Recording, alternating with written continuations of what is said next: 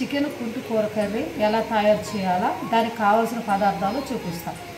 ముందుగా kilo chicken, 5 కట్టల కుంటి కూర, కొత్తిమీర, కలేమాకు, ఆనియన్స్, టమాటా, పచ్చిమిర్చి, అల్లం పేస్టు, కొబ్బరి పొడి, పసుపు, ధనియాల పొడి, ఉప్పు, కారం. కర్రీ కుంటి కూర ఎలా తయారు చేసుకోవాలో చూద్దాం. ముందుగా ఆయిల్ పోద్దాము. తర్వాత 1 కప్పు ఆనియన్స్ వేస్తాము, 10 పచ్చిమిరపకాయలు, పచ్చిమిరపకాయలు బాగా ఆనియన్స్ మంచిగా గోల్డ్ కలర్ వచ్చేదాకా వేగనిద్దాము. కొంచెం సేపు మూత పెడదాం.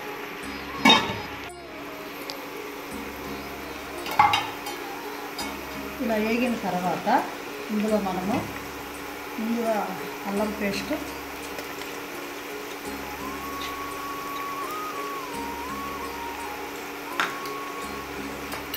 వేసి మంచిగా ఇలా కలుపుకున్నాము.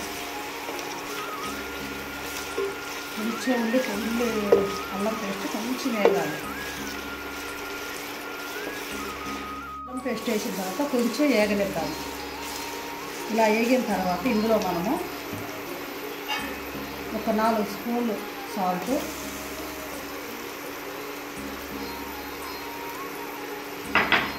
2 స్పూన్లు పసుపు,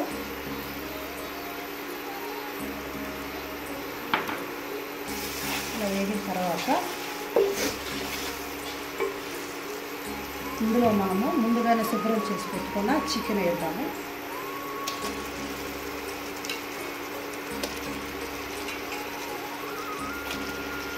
చికెన్ని శుభ్రంగా పసుపు, ఉప్పు వేసి మంచిగా కడుక్కోవాలి.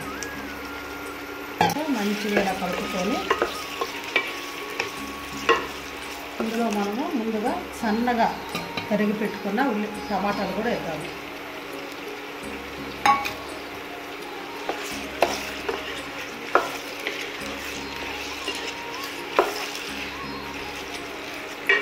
టమాటాలు వేసిన తర్వాత మంచిగా కలుపుకుందాము. కలుపుకున్న తర్వాత 5 నిమిషాలు మూత పెట్టి ఉడికిద్దాం. ఇలా 10 నిమిషాలు ఉడికిన తర్వాత మంచిగా కలుపుకొని ఇందులో 4 స్పూన్లు కారం వేసుకున్నాము.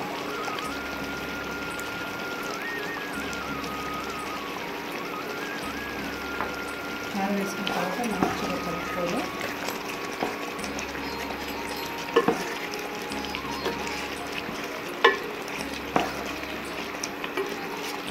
కలుపుకున్న తర్వాత దీంట్లో కొంచెం కొబ్బరి పొడి యాడ్ చేద్దాం.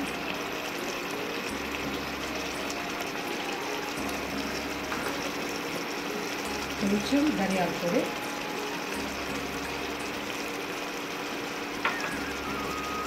కొంచెం కొత్తిమీర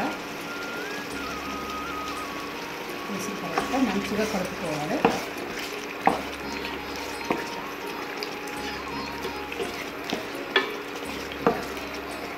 కలుపుకున్న తర్వాత ముందుగా మనం శుభ్రపరుచుకున్న గోంగూరని ఇందులో వేసేద్దాం.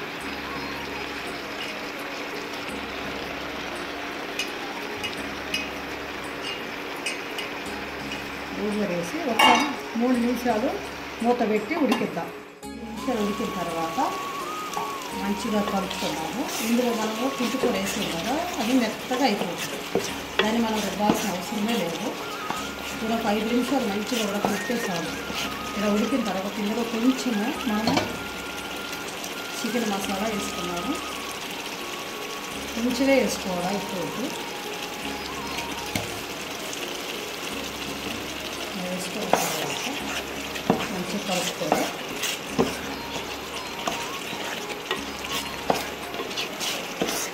ఇలా ఉడికిన తర్వాత కొంచెం ఫైనల్గా మనం కొంచెం కొత్తిమీర వేసుకున్నాము. కొంచెము కరివేపాకు కూడా వేసుకున్నాము.